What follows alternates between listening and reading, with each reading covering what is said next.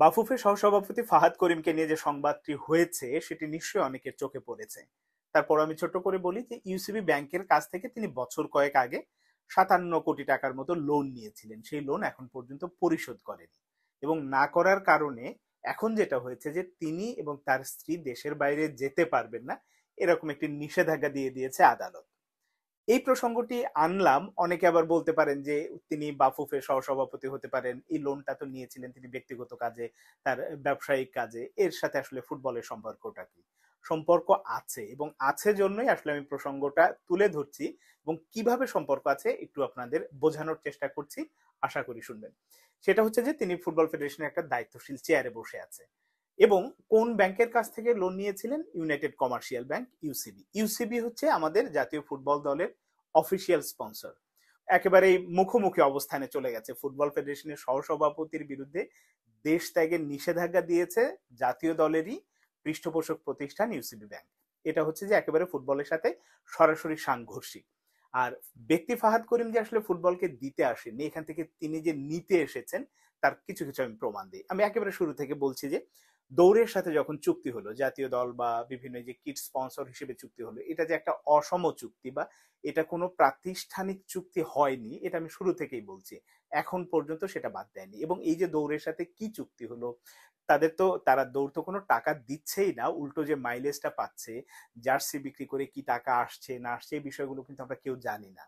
আমি শুধু অপেক্ষায় আছি যে যদি বার্ষিক সম্মেলন হয় ফুটবল ফেডারেশনের, সেখানে তো বিস্তারিত আসবে যে কোন খাত থেকে কত আয় হয়েছে কত ব্যয় হয়েছে এই বিষয়টা।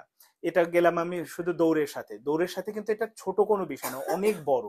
মানে দুনিয়ার কোথাও যে চুক্তি হয় না যে কোনো প্রতিষ্ঠানকে টাকা দেবে না ওই প্রতিষ্ঠান, অথচ সেই প্রতিষ্ঠানের নাম ভাঙিয়ে তারা ব্যবসা করে খাবে, সেটাই করছে। এবং প্রকারান্তরে বলা হয় তো এই দৌড়ের সাথে দৌড়ের মালিকানাতেই আছে ফাহাদ করিম নিজে। তো এই বিষয়গুলো তাবিদাওয়াল সভাপতি তাবিদাওয়াল নিজে প্রশ্রয় দিচ্ছেন, তার আশ্রয় প্রশ্রয়ে তো তিনি এগুলো করছেন। এরপরে আসেন টিভি রাইটস এর বিষয়ে। টিভি রাইটস এর বিষয়ে যখন এই যে এবার বাংলাদেশ সিঙ্গাপুর ম্যাচ হলো, এই ম্যাচ নিয়ে তো অনেক রকম হাইপ ছিল।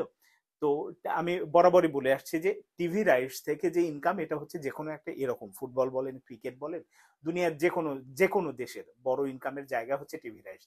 তো আমরা যে এই ম্যাচগুলো বিক্রি করছে দেখাচ্ছে, এর থেকে কত টাকা আয় হচ্ছে, ওই সময় তাকে একবার জিজ্ঞেস করেছিলাম যে এটা কি, তিনি খুব মানে যেভাবে অফিসিয়াল ল্যাঙ্গুয়েজে কথা বলা, যে আমাদের প্রকিউরমেন্ট কমিটি আছে, তারা আমাদের রেফার করবে, এটা একটা চুক্তি হবে, কিন্তু আদতে চুক্তি হয়নি। এটাও কত টাকায় চুক্তি হয়েছে কি হয়েছে আমরা কিন্তু কিচ্ছু জানি না।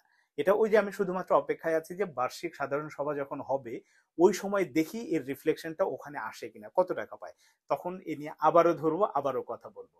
এরপরে আসেন এই যে বাংলাদেশ সিঙ্গাপুর ম্যাচ নিয়ে যে স্পন্সর, অনেক রকম স্পন্সর তো মানে রীতিমতো লাইন দিয়েছিল, যেটা ফুটবলে হয় না সেটা হয়েছে। সেই স্পন্সরদের কাছ থেকে কত টাকা এসেছে কি এসেছে, এরকম কি কোনো আমরা এখন পর্যন্ত কোনো সংবাদ সম্মেলন মিডিয়ার সামনে কথা বলতে দেখেছি তাকে? দেখিনি। তিনি মার্কেটিং কমিটির চেয়ারম্যান। উল্টো তিনি এমন বিষয়ে কথা বলছেন যেটা হয়তো তার মানে মধ্যেই পড়ে না, তার কার্যতালিকার মধ্যেই পড়ে না, কিন্তু সেসব বিষয়ে তিনি আগ বাড়িয়ে কথা বলছেন, বলেই যাচ্ছেন। এ নিয়ে কমিটির ভেতরেও নানান রকম দ্বন্দ্ব শুরু হয়েছে। সেটা আমি আগেও বলেছি যে কিউবা মিচেল ইস্যুতেই তো সিনিয়র সহসভাপতি ইমরুল হাসান সাহেবের সাথে এক ধরনের দূরত্ব তৈরি হয়েছিল। আরো অনেক বিষয়ই আছে। তো এই যে বিষয়গুলো একের পর এক তিনি তিনি তার ব্যবসাটা দেখছেন, ফুটবলের স্বার্থটা দেখছেন না। তো এখান থেকে তিনি যে আসলে তার স্বার্থটা গুছিয়ে নেবেন, কমিশনের 16 আনাটা তিনি বুঝে নেবেন, এ নিয়ে কোনো সন্দেহ নেই। এই কারণে ওই যে শুরুতে যেটা বললাম যে ইউসিবি ব্যাংক তার দেশ ত্যাগের নিষেধাজ্ঞা দিয়েছে, তো ইউসিবি ব্যাংক না, আদালত দিয়েছে। তো এই নিষেধাজ্ঞাটা যখন হচ্ছে তখন ফুটবলের উপরে ইম্প্যাক্ট পড়বে, এটাই স্বাভাবিক। এর বাইরে তার তো অনিয়মের আসলে অভাব নেই, অনেক রকম মেয়েদের ফ্র্যাঞ্চাইজি লিগ নিয়ে মেয়েদের এই করবে সেই করবে কত কিছু হলো, ঢাকঢোল পিটিয়ে এই টাকা খরচ করা হলো সেই করা হলো, আদতে কিছুই হলো না।